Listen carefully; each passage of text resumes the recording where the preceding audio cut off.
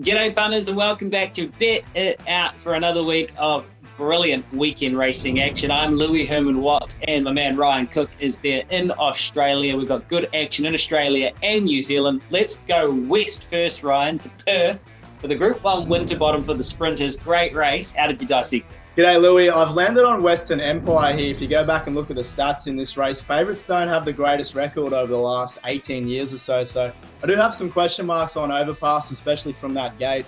I really liked Western Empire's run last start in Group 3 where he finished runner-up, and I think he might be going just a little bit better than Overpass right now. I'd be backing Jasprit Bumrah here if I could, but I can't, so I'll be with the favourite Overpass because there's something about him and this trip to Perth that he just loves. And you've got to listen when animals tell you they love doing something. Concern being the wide draw, and if they kick up inside and the speed is crazy, how does he fare then? What does Josh Parr do? I don't really know. So it'll be Mahabra the saver for me. He'd be the one to slingshot. But I really do think Overpass is the best horse in this race and can win.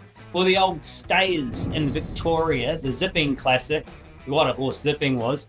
Who wins this one?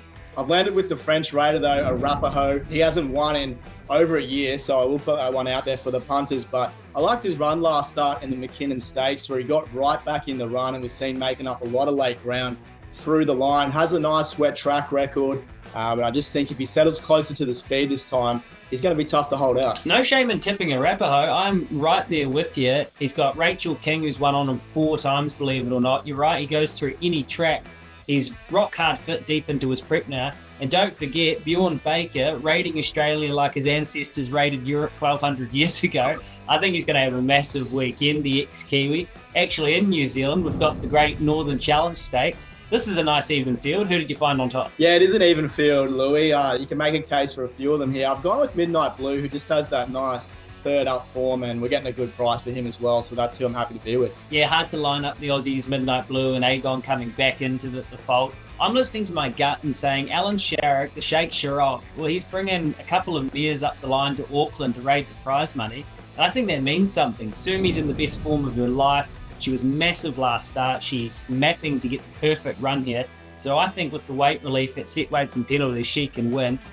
Meaningful Star would be my save and my second pick in that race. Right, best of the weekend, Ryan. How do we make a buck? We'll go back to Caulfield Race 9, a horse that I've always had plenty of time for, Tuvalu. Perfect, love it. I can get you off to a fast winning start with High Country in the first at Ellerslie, first race of the day. I know you Aussies like getting on the horse early.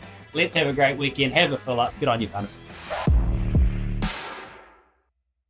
Imagine what you could be buying instead. For free and confidential support, call the number on the screen or visit the website.